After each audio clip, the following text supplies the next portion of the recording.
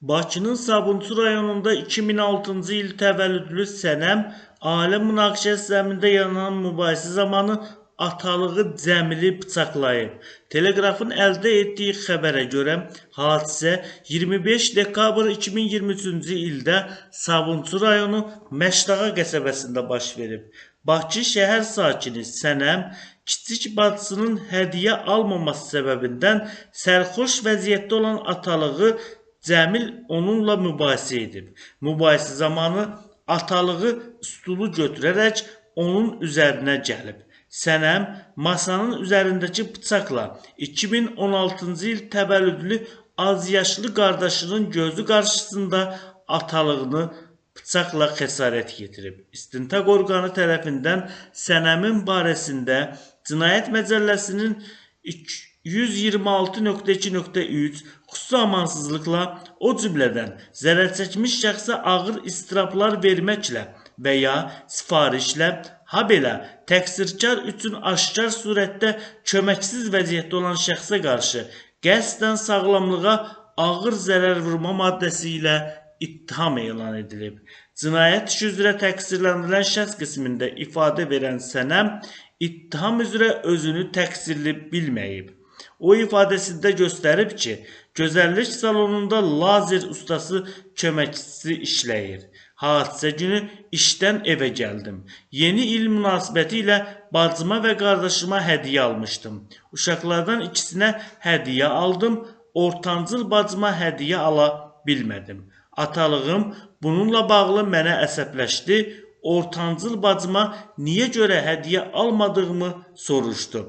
Həmin vaxt içkili idi, içki içməyə də davam edirdim. Mübahisə zamanı atam üstümə qışqırdı. Mən də ona cavab qaytardım. Atam əvvəlcə üstümə stəkan atdı, sonra dəmir stulu götürərək mənə hücum etdi. Mən yenə ona cavab qaytardım, stolun üzərində olan bıçağı götürdüm. Niyyətim atamı qorxutmaq idi. Lakin xatırlamadığım şəkildə bıçaq atama dəydi, deyə o ifadəsində göstərib. Təqsirləndirilən şəxs bildirib ki, hadisə vaxtı qonşuları Səid də onların evindəymiş. Amma Səid içkili deyildi. Atamı işə çağırmaq üçün bizə gəlmişdi. Atamın nə qədər içki içdiyini bilmirəm, amma artıq sərxoş idi. Anam da arada içki içirdi. Ailədə tez-tez olmasa da hərədən münaqişə baş verirdi. Cəmil mənim ögey atamdır. Biz uşaq yaşlarından Cəmilin yanında böyümüşük. Bizi tez-tez döyməsə də arada bir vururdu.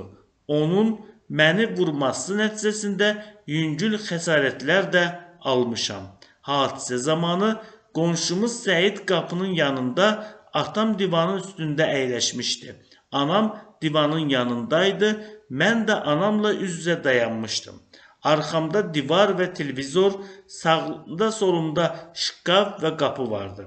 Atam stolu mənə atmaq istəyəndə qaça biləcəyim yer yox idi. Otaq çox balaca olduğu üçün sərbəst hərəkət etmək mümkün deyildi. Bacılarım və qardaşım da evdə idi. Bıçağı yemək yeyilən stolun üzərindən götürdüm. Atam mənə hücum edəndə stolun yanındaydım. Bıçaq mənə çox yaxın idi. Atamı qorxutmaq istədim. Lakin o birdən-birə üstümə düşdü, bıçaq ona dəydi, deyə təqsirləndirilən şəxs ifadəsində göstərib. İş üzrə zərərçəkmiş qismində ifadə verən Cəmilin sözlərinə görə hadisə günü axşam saatlarında evində spirtli içki içən zaman Sənəm gəlib. Uşaqlar üçün bayram hədiyyələri almışdım. Mən də bacısı Sara üçün hansı səbəbdən hədiyyə almadığını soruşdum. Saraya qulaqlıq alacağını dedi. Əsəbləşərək onu qorxutmaq üçün ayağa qalxdım. Ayağım sürüşərək yıxıldım, bıçaq mənə dəydi, deyə o ifadəsində göstərib. Zərərçəkmiş qeyd edib ki, hadisə zamanı içkili olub, stul Sənəmə atmaq istəyib. Ayağım burxuldu, yıxıldım, bıçaq mənə batdı, deyə zərərçəkmiş şəxs ifadəsində göstərib. Bu cinayət işinə Bakı Ağır Cinayətlər Məhkəməsində baxılıb, məhkəmənin hökmü ilə Sənəmin barəsində Cinayət Məcəlləsinin 70-ci şərti məhkum etmə maddəsi tətbiq olunub, ona 1 il sınaq müddəti olmaqla 6 il şərti cəza verilib.